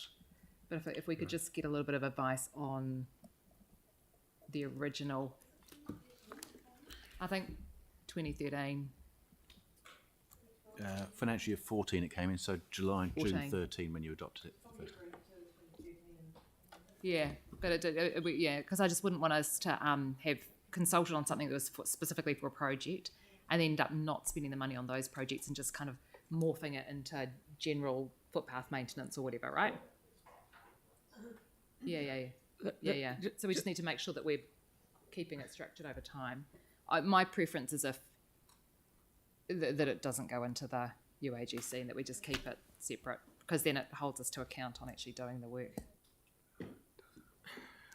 There seem to be the guys are coming to us with ideas to try and make life simpler for them, and we don't seem to be wanting to have an appetite to do it. Answering a question that was asked of them by one councillor. Yanni, please. So, I mean, we could just get rid of this full stop. We don't actually need to have it, right? And just put it into the general rate. So if we got rid of it, what would happen? It would save us, presumably, some, small OPEX cost. Be a bit of admin saving, yeah. Right. That's about it. But the rates collected would be identical. Yeah. So, I mean, personally, I would favour just, we just get rid of it. We don't need it. We just fund these projects out of our normal budgets. At the time we set it up, it was going to pay for the cycleways. We know that they've cost a lot more than what we put in. So I can't see the sense in it continuing. We probably need advice. Sorry, Yanni, I'm just a bit confused. Are you saying scrap UAGC and throw that into general rate as well? No, that's just the $20. Instead of going to the UAGC, we just fund this activity through our normal rates, our general rates. Okay. Melanie? Ditto. I was going to say same as Yanni. We need to do status quo now and look at it in the annual plan if we want to scrap it and we think we have to consult. Do we have to consult to get rid of it? The current proposal has been consulted on, obviously, so the proposal is to shift, instead of a fixed charge for active travel and UAG separate, to have a single fixed charge that's effectively equivalent. Did consult on it. This came as a question. This came as a question through this process, I believe. I don't think. No, it's in the CD. We consult on it. It's in the. Okay. Yeah, sorry. but we're not scrapping it as such. We're adding it to the UAGC. We're combining what it. Yanni's saying is, we don't need it at all. We don't need to add it to the UAGC, and we just fund our projects as we've been doing. Just so clarify, we put out a proposal or an option in the consultation document. Did we get any submissions that suggested what you are now suggesting? Because that would be a way that we could So if we do didn't, it we're without not. consulting. But if we didn't, it's more difficult. Just to be certain that was in the intent of Chrissy Williams' submission, but you'd have to go back and look. What you're saying, out of 7,000 submissions, we got one. That's just the first one that popped into my head. The effect of absorbing it into the value-based general rate would obviously be to change a fixed charge into a value-based charge. So it would change the tax incidence, if you like, in a way that wouldn't be under the current proposal. So we're down to two things. We add it in or we don't. Is that what's in front of us? Yes, that's the current proposal. Either agree with the current proposal to amalgamate it with UAGC or keep it as is, status quo. And what are the benefits or disadvantages to someone who is on UAGC? Is it, I know it's going to be $20 more, but if it's put in the general rate, is that more cost to someone else at the other end? Or I don't know. I don't know which way it's working. If it's swapping one fixed charge for another fixed charge, there's no impact on anyone. Mhm. If it's swapping a fixed charge into a value-based charge, that will tend to skew things a little bit. So and that's people who why pay more Yanni's would pay a bit suggesting more. it. Yeah. Okay. Okay. Yeah, you're right. I don't think we could do that without consulting on it. The current proposal is either fixed rate, amalgamate with another fixed rate, or keep them as they are separate. Leave it the way it is. It's getting a bit hard, isn't it? Leave it the way it is. Tyler, you had a question? Not anymore. I'm indifferent. Andre had a question. Thank you. Well, when someone gets an invoice for their rates and says $20 active travel, and they look out the window, go down the road, they've got no footpath anywhere and this kind of thing.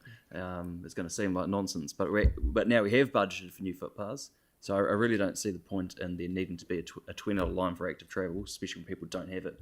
So yeah, I'd support putting it in the general, less nonsense, more footpaths. The thing is, this doesn't actually impact ratepayers. It impacts basically our accounting. So you can consult on it 100 times, but it's like people actually want to see footpaths and infrastructure. That they're not actually too worried about how we're accounting for things here. They think just get on with it and build the footpaths. Yeah, there's two. Bede's got some clarification coming our way. I hope. If the proposal put out in the consultation document wouldn't impact ratepayers, they'd either pay a UAGC of $177 and $20, which is $197, or they pay a UAGC of $197. That is a zero-sum one. If your proposal is that you want that amount of the $20 collected via the general rate, which is based on land values, that will impact ratepayers because it's on the value, and that is a matter, I think, on which you would need to consult. That's right. And because the ratepayers haven't. I don't want to go anywhere near where it impacts ratepayers. So is it better to leave it alone? Or you could. You've got two options that are still you can still decide on. Yes. The combined one or the separate one. The one that you can't touch is the one that moves it into general rates. Right. Mm-hmm. And just for. Is this your question, Sarah? Your question?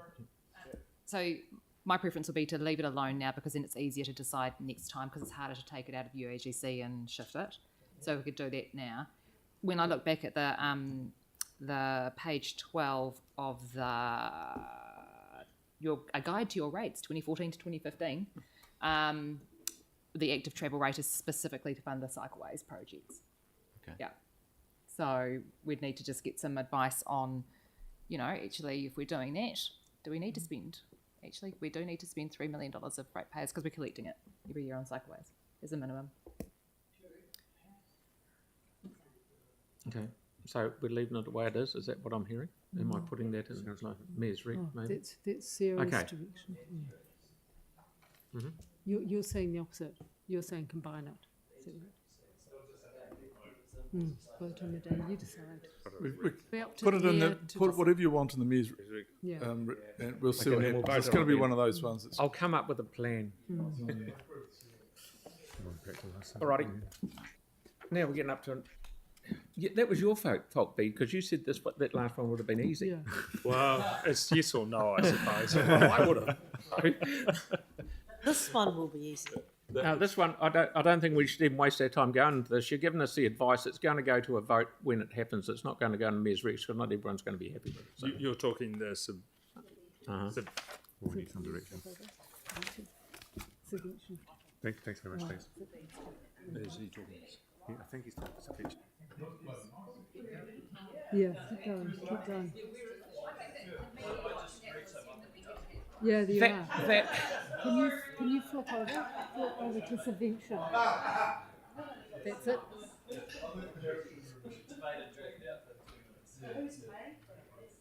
So just to put everyone on the picture, the one for water loss management and water pipe condition is actually coming on Tuesday now. So this is the last one, and then Bede will have a wrap up. So far away. Yeah. Uh-huh. Sorry, do you want us to carry on?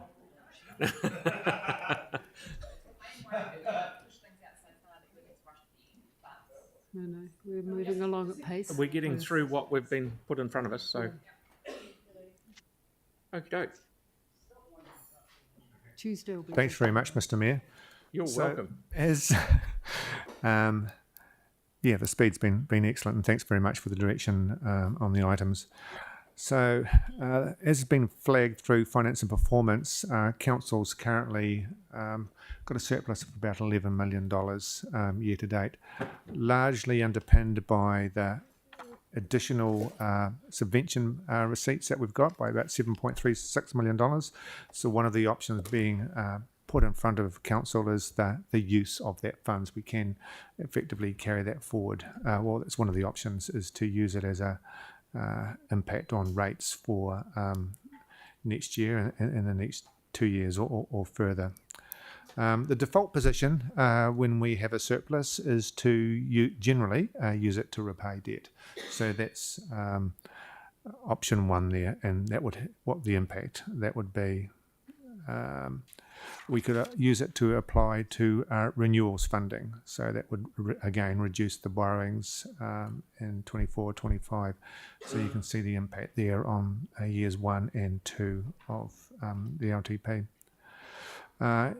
Option 3, reduce rates in year 1. So that sees just over 1% drop from 24-25. Because it's not an ongoing stream, that does mean the following year, year 2 of the LTP, would see an increase. So that pops it back up again. Option 4 is to spread that over more than 1 year. So what's outlined there is spreading it over 2 years. So that would see just over 0.5% drop in year 1, a small increase in year 2, and 0.5% increase in year 3.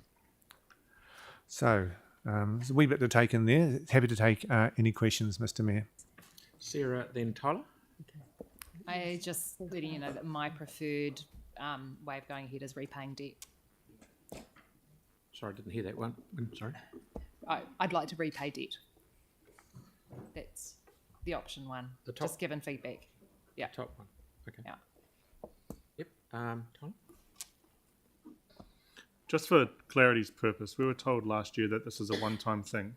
Is this the same one that we were talking about? The second one-time thing. Thanks very much. Through you, Mr. Mayor. Okay. So we have budgeted just over $30 million over 2 years for receipt of subventions. So we had budgeted for the current year $24 million to come in.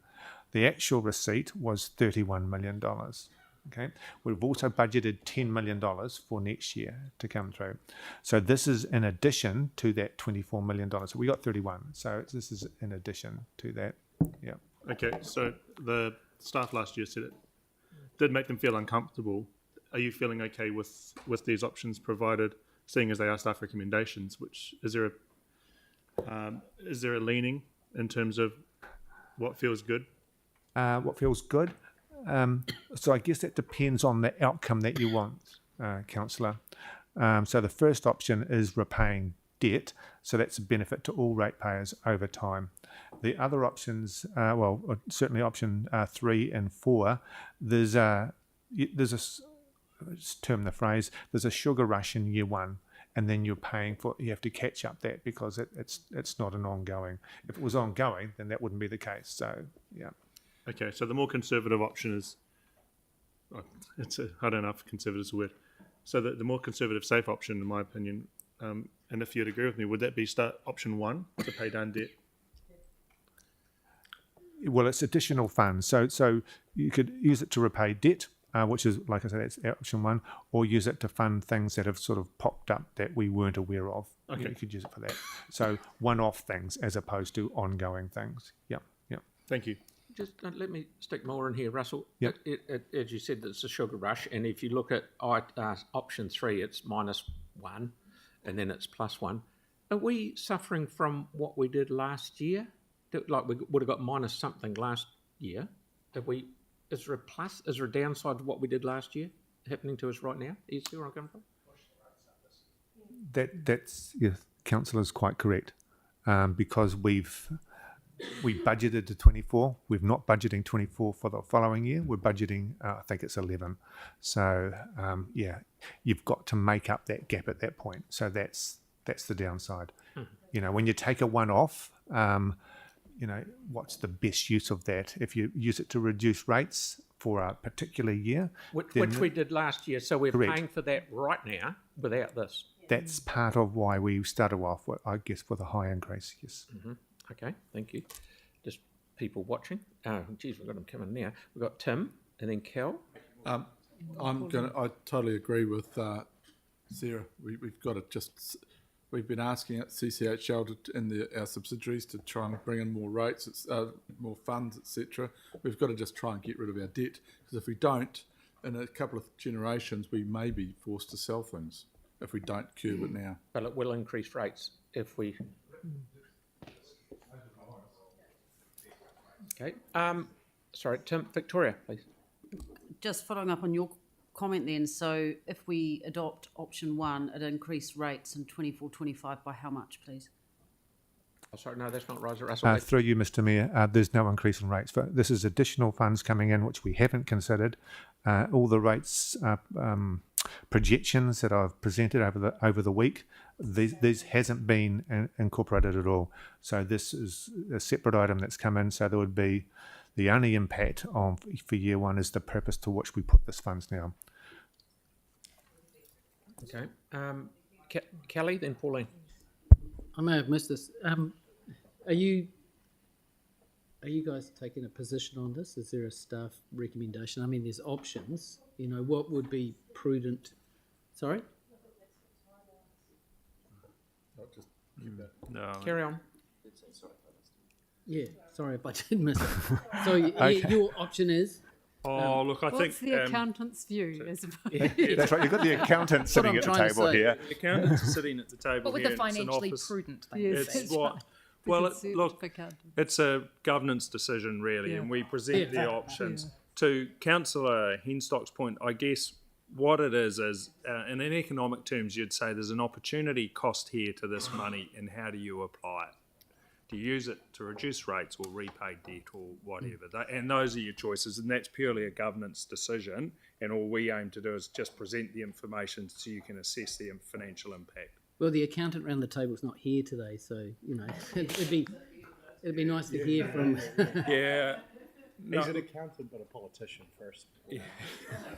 Look, I think our job is just, honestly, we're trying to give you information, and I don't think it's appropriate for us to give any personal view. We want to just give professional guidance. There's opportunity cost to this money. It can be applied in one way, or in another, and it's a governance decision. There's nothing wrong with you giving sound, prudent financial advice. This might be something that councillors may want to hold off a decision about this until they get to the end and see the bottom line rather than make it now. Yeah. Well, in the Mayor's Rec at the moment, it's actually got option 4, but people might have an allergic reaction. Yes, that's right. Yeah, but I'm totally with everyone but we've got to pay down debt. We've got too much debt. So we're between Deadpool and Deep Blue Sea. Pay down debt, keep rates up, keep rates down, don't pay down debt. So that's all the problem that we've got. Yeah, but... We've got Pauline. Okay, so Pauline, then Mark, then Jake. So is it correct to say that subventions have always existed? They just raised their head last annual plan when we realised that we could perhaps break the cycle of what it's normally used for, which was, is it correct that they've normally been used historically to put against debt? Is that correct? Through you, Mr Mayor, that's a good question. I'm not sure. Certainly the extent that which we've had the availability has increased over the last couple of years. I think going forward, post this period where we have had the extra funds sitting there, we've got a budget of about $1.2 million going through. Yeah. Yeah, but I think it's correct that we've historically used it to repay debt, and last year was an exception where we used all of them to reduce rates. And this year we are applying it to debt, except we've got a little bit extra of 7.36 million, which now we're looking at the options to use it for. So clarifying can I what's just going clarify, on. Bruce? Sometimes we've used it to pay off costs of non-profit making CCOs, haven't we? Like V-Base and Venues Otatahi, is that right? Transferred subvention. It hasn't always gone to debt. So it's just as Bruce was coming. So the question was, what has been, I guess, the history of subventions and the amount that we've used, and have we used them to help CCOs where they've got into debt? No, the history what we've budgeted for subvention receipts, we've used to reduce rates. Any surplus at year end, historically, typically we would apply to reducing debt. Subventions have been very high in the last couple of years because we've had the opportunity to use them, but they are planned to fade away quite significantly to probably lower than the levels they used to be in the past, which was probably $3 or $4 million. They're forecast to be only a couple of $1 million after next year. But they're very high this year at 24 million and very high next year at about 11 million, I think. But those numbers were part of holding the rates. So are you saying that historically we have always used subvention to reduce rates? Not, I thought last year was the first year that we really did that. No, they've always been used as part of our general revenue, just like CCHL dividends, treated exactly the same way. So we just apply them wherever we see fit. Apply the revenue to keep the rates down. All right, that's clarified. Thank you. As a budgeted item. As a budgeted item. Where there's a year-end surplus, which is unbudgeted, unexpected, perhaps, typically in the past we've used that to reduce debt. Okay, thank you. Marcus, please. Yeah, I'm kind of in two minds on this one. Repaying debt certainly seems wise, but at the same time we've got an extraordinarily large rates increase being proposed. Aren't we wiser to lower that to the best we can for the ratepayers to lessen the impact on them? But hey, I'm only one voice around here, and I thought we'd better throw that in. No, not necessarily. Mm-hmm.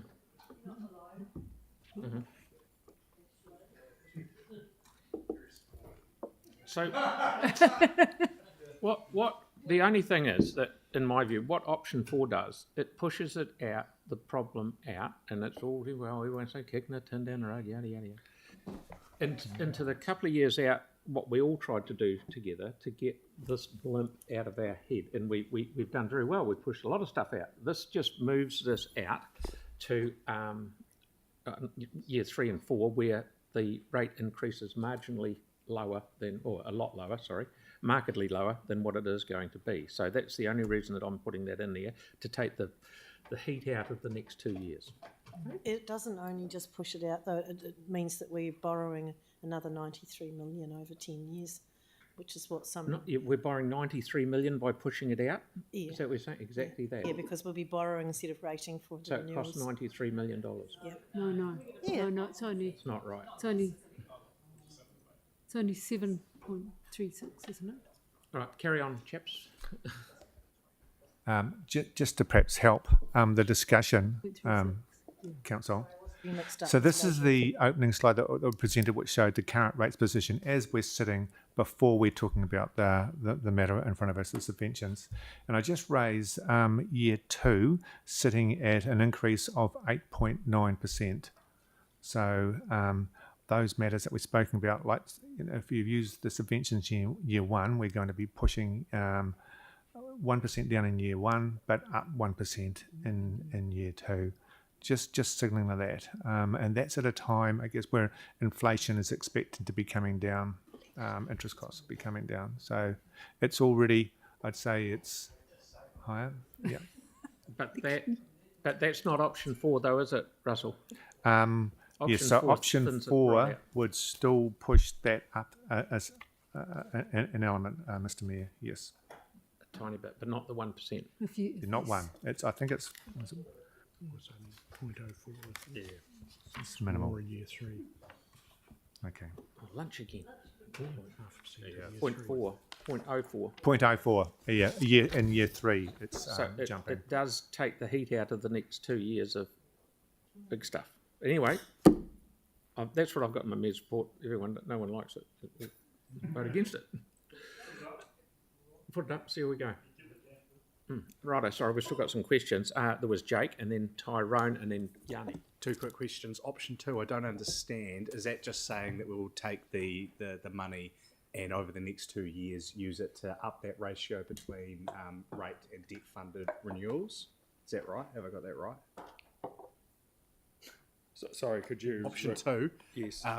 Option 2, I don't understand it. Is it just saying that we'll take that tax money and over the next 2 years use it to increase the ratio of renewals funded from rates as opposed to debt? That's correct. That's the position that it's putting up. It's saying, okay, let's put that towards the funding of renewals and what the impact is over the couple of years. Okay. It's very similar to And option second one. question. Yeah, not a lot dissimilar to option 1. Yeah. Yeah. It's just Yeah. just a roundabout way of kind of doing this similar sort of thing. Yep. The second question is on you were saying that, so normally, am I right in thinking that the predicted of subvention we receive goes to offset rates? We treat it as cash flow. It's the additional portion that we go, oh, hey, look, we got this extra bit of money, we're going to pay down debt. So there is actually a balance built in of benefit to current paying ratepayers and future ratepayers. They get the extra portion. That's correct, Councillor. So as with any surplus or position at the end of the year, the default position is to repay debt unless there's something So that's popped up. There's a mixture of both. It's just that last year we took all of the money and said, boom, That's right. 1 year hit. Well, we're still budgeting we've got $24 million in the year to bring that down for the current year. Thank you. Jake. Tyrone, mate, are you there? I don't have a question, Phil. I think you're looking at the wrong bit. Okay, sorry, mate. Yanni? Thank you. Are we doing any work around I thought there was a work stream around what happens with Te Kaha when it comes into our ownership around subvention opportunities. Is that work still happening across the council group around who owns what assets? And obviously there's a big cost. There is discussions about that, but no one's made any decision yet, and that's a long way down the track. A long way down the track. Is it? Well, is it likely to come ahead of it being open? I mean, I'm just wondering if we're having a big debate about something in the short term that in the medium term is actually going to get a different, probably a more favourable opportunity. Yeah, I know where you're going, but that's got nothing to do with what we've got right here. That's at least a year, 18 months away, isn't it, Pete? Something like that. Yes, there's. We're not in a position to provide advice no. on that at the moment Okay. at all. No, not at all. All right. Any more? I hope that's confused you enough. I think it's back to Okay, so that brings us to the end. Is that right? Must be end of today's. Now you're just going to talk us about next steps a wee bit, Bood, are you? Yeah, thank you, Your Worship. So look, Do you want to talk about that? Updated costs on OPP? just before we go to that, Russell may be able to provide a little bit on updated costs on the OPP. So Thanks, Bede. So just before we go into the end, but Mr. Mayor, so the question was from Councillor Johansson, I think, the extra costs coming through the movement, did that impact the opening of the facility at Hornby? And the answer is no. It'll be fully commissioned by December 26. The costs are primarily being driven, and there's a number of factors, but primarily being driven by additional volumes going through. So so they're just like these budgets are moving or being updated. So so that's intent. So they'll be running 2 centres, if you like, for a period of time, about 6 months, while one comes off and the other gets up to fully operating. But there's no change to the Hornby site up and running. Thank you, everybody, very much. So, so next week. Sorry. No, you're right. No, you're good. You've got to wrap up before I wrap up. Yeah. So look, we propose, although Monday is set aside, we propose to defer that and bring the information on the Arts Centre Arana Park, the Innovation Sustainability Fund, the environmental partnership funding biodiversity, then that water loss management, clearly the heritage rate being that issue. So there's a bit for us to bring back on Tuesday, which we will do. It's quite a full day. Can I just signal, we don't know yet as we work through, there just may be some information that will require some PX if it's commercially sensitive. We don't know that at the moment as we work through. I would just like to signal it's possible that that could be the case. So, but it's a reasonably full day and it will cover those issues plus plus what you've asked for clarification. Yep, thank you very much. Celeste, you had a question? It was around coming back to the biodiversity funding. Will we get more detail about, rather than just the biodiversity fund and the sustainability fund, what they actually cover and what the biodiversity funds are used across the council? Yes, that's why we're coming back on Tuesday, because of More that detail information around that. asked for you. Because we had requested a briefing. Is that something that is... Won't be a briefing, but we'll We'd bring back some spoken with information. Phil's office about a briefing. Yeah. Just wondering if we could get that one. It'll be more information, but not a briefing as such. Yes, We're all good. Now, so, thank you. I will now adjourn the workshop till 9:30 on Tuesday the 28th.